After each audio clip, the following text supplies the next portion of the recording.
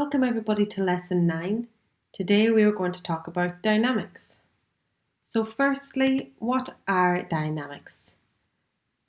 Dynamics are symbols that indicate how loud or strong, quiet or soft certain passages of music are to be played. The reason that I have included the words strong and soft in this definition is because dynamics are essentially tools of expression, and within each dynamic there are different shades, textures and ways to express the mood and dynamic contour that the music asks for that extend beyond the volume at which the notes are played.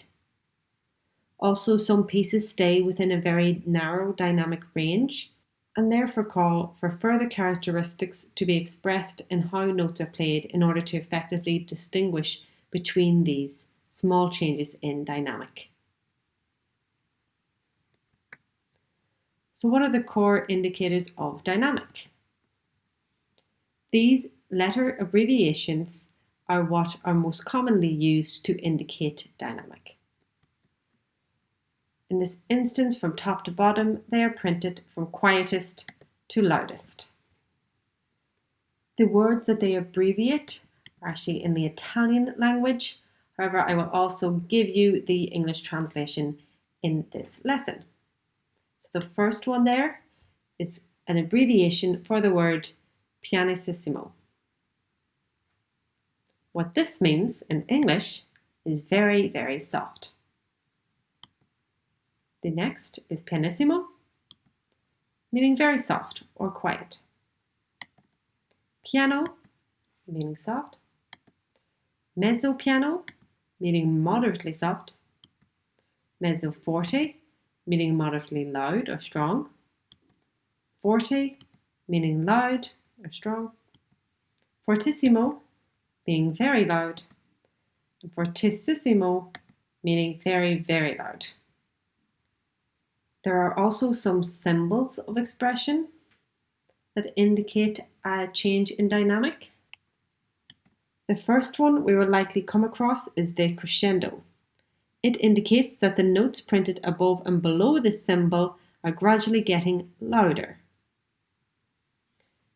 The next one is called a decrescendo or a diminuendo.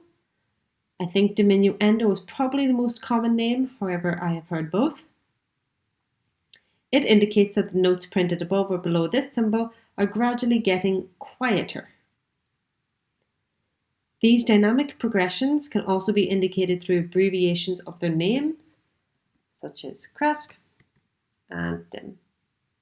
In my experience, these printed abbreviations are usually used when the crescendo or diminuendo is occurring over a large number of notes, for example, numerous bars of music. However, either symbols or the abbreviated words can and frequently are used for both long and short passages of music. This image is just to show you how a combination of dynamic indicators may appear. Here we have an ascending and descending C major scale.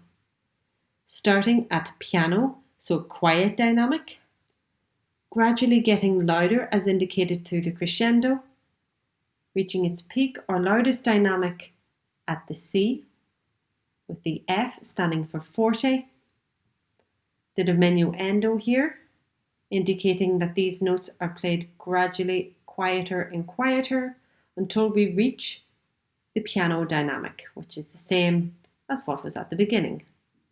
So that is just an example of how they may appear and what they mean when printed on sheet music. That is it for lesson 9, an introduction into music dynamics. I hope you found it helpful and will join us next week for lesson 10, in which I'm going to go through some music articulations.